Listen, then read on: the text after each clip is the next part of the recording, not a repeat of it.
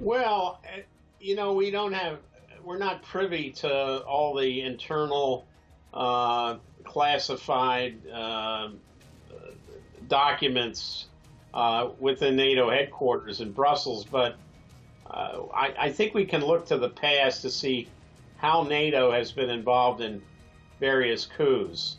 NATO was very instrumental in the Colonel's coup in Greece in 1969.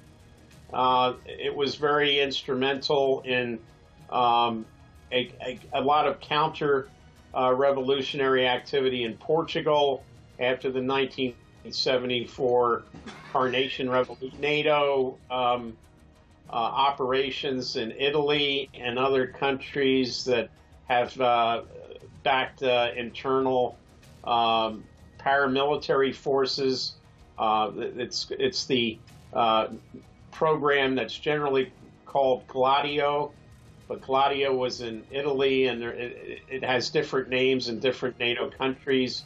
It was called Sheepskin in Greece, and I believe former Turkish Prime Minister Bülent Ecevit said he had seen some documents that indicated that in Turkey there was also a group affiliated with Gladio, and he's the first head of government anywhere who actually stated publicly that he was aware of this Operation Gladio.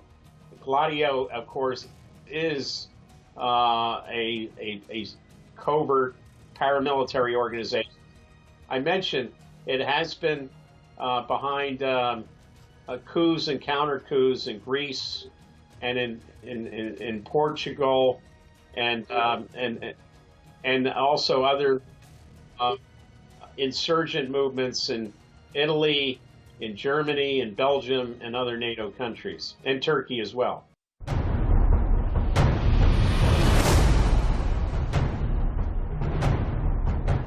Well, I'm of the opinion that NATO should have disappeared after the collapse of communism and the Warsaw Pact. There's a lot of companies make a lot of money every time a new country joins NATO. That country has to buy all new aircraft. They have to buy all new weapons, tanks, and of course the companies that make the most money off of this are U.S. defense companies: Lockheed Martin, Northrop Grumman, General Electric, you name it. And if that's what Trump is talking about, I think there's a lot of agreement, I think, by people who think the Cold War is over with, so why do we still have a Cold War organization like NATO still in existence? But I really think that Trump's looking at it, as you suggested, for the money issue, that many NATO countries don't spend as much money. He wants them to raise it to the same level as the United States. He's also said the same thing about the European Union.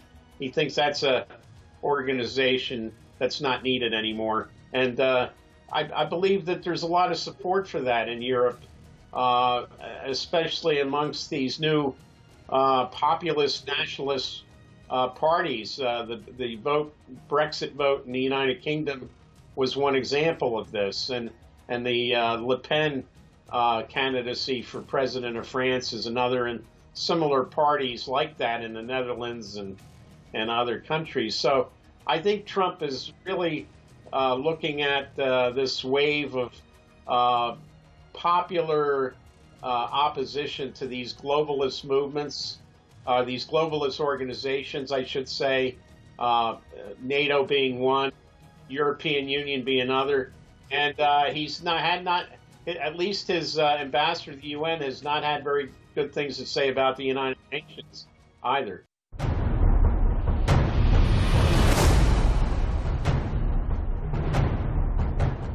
Yeah, I really think, as I said, the reason why the U.S. continues to hype NATO is NATO's become almost a power unto itself.